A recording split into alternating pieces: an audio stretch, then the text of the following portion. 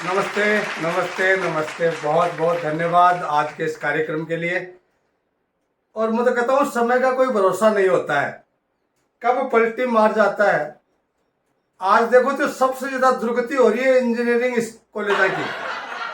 कोई जमाना हो जब इंजीनियर अपने आप में एक बड़ी हस्ती हुआ करते थे और बहुत कम बच्चे होते थे वो इंजीनियरिंग करके आते थे।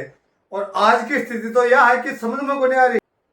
एक वो अपने पिताजी के साथ गया इंजीनियरिंग कॉलेज में एडमिशन लेने के लिए, तो जो ही वो गेट पे पहुंचे चौकीदार ने उनको रोका, बोले बताइए आपकी आइडेंटिटी बताइए। तो उस लड़के के पिताजी ने चौकीदार से पूछ लिया, बोले भैया हम आपके इस कॉलेज में एडमिशन करवाना चाहते हैं, कैसा हाल है इस कॉलेज का स्टेटस, क्या स्थिति है, स्टाफ तो पूरा है ना। बोले जी स्टाफ भी पूरा है और बहुत अच्छी पढ़ाई होती है, सब कुछ सही चलता है और शानदार रिजल्ट रहता है। तो बोले और नौकरी वोकरी, बोले नौकरी की भी चिंता मत करो, यहाँ से पढ़ते ही कोर्स पूरा करते ही नौकरी लग जाएगी। अब मुझे ही देख लो आप, मैंने भी यहीं से इंजीनियरिंग करी है। मतलब इंजीनियरिंग एक ऐसा कोर्स है, ऐसी पढ़ाई है जिसको पढ़ने के बाद व्यक्ति चपरासी भी बन सकता है, बाबू भी बन सकता है, राजनेता भी बन सकता है, और अगर भाग्य ने साथ दिया तो वो इंजीनियर भी बन सकता है।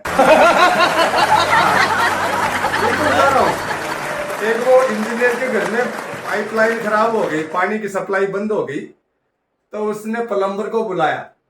प्लम्बर आया और 1-1.5 घंटे में ही पूरी लाइन को ठीक करके और बोला इंजीनियर सर पूरी लाइन ठीक हो गई है, मुझे 1.5 घंटा हो गया है, 1000 रुपये चार्ज बना, कृपया जल्दी दीजिए, मुझे दूसरी जगह जाना है। इंजीनियर बोला यार कमाल कर दिया, 1.5 घंटे में ही 1000 रुपये, इतनी फीस तो मेरी ही नहीं है। प्लम्बर बोला सर जब मैं इंजीनियर था तब मेरी भी नहीं थी, अब भी हुई है। ये स्थिति अब बदलाव बहुत हो गया है जमाने में, और इस बदलाव का असर भी एकदम उल्टा पड़ रहा है दोस्तों।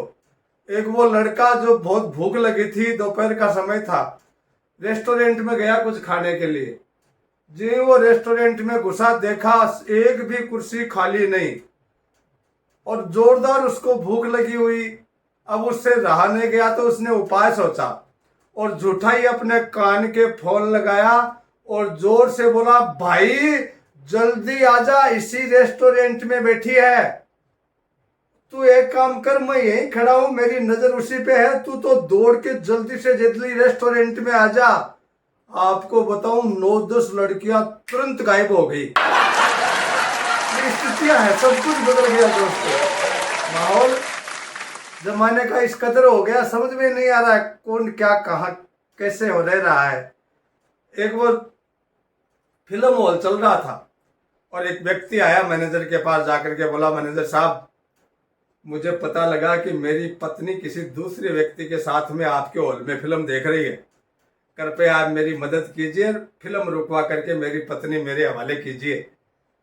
मैनेजर गया, फिल्म रुकवाई और मंच पे खड़ा होकर के उसने आवाज लगाई, बोला ध्यान से सुनिए, जो स्त्री अपने घर से पति को धोखा दे करके आई है और दूसरे मर्द के साथ फिल्म देख रही है, कृपया वो बाहर चली जाएं, अभी उनके पति हमारी ऑफिस में बैठे बैठे इंतजार कर रहे हैं, अगर अब भी नहीं गए तो पुलिस के हवाले कर दिया जाएगा। थाने बताऊं 25% हॉल खाली हो गया।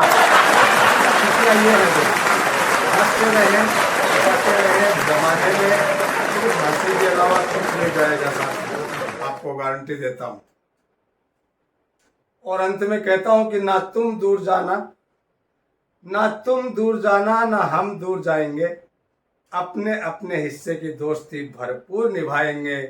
मजा आएगा इस YouTube की यात्रा में जब आप मुझे लाइक शेयर करते हुए सब्सक्राइब करते जाएंगे। दोस्तों व्यक्ति को अमर रहने का एक ही तरीका है, जिंदा रहने का एक ही तरीका है कि औरों के दिलों में जगह बना लीजिए। ये जनाजे, ये अर्थियां, ये शमशान, ये तो सिर्फ बातें हैं दोस्तों। आदमी मर तो उसी दिन जाता है जब उसे याद करने वाला कोई नहीं होता है। इसलिए ऐसे काम करें, ऐसा व्यवहार रखें कि जमाना आपको याद रखे। बहुत बहुत धन्यवाद, बहुत बहुत नमस्कार।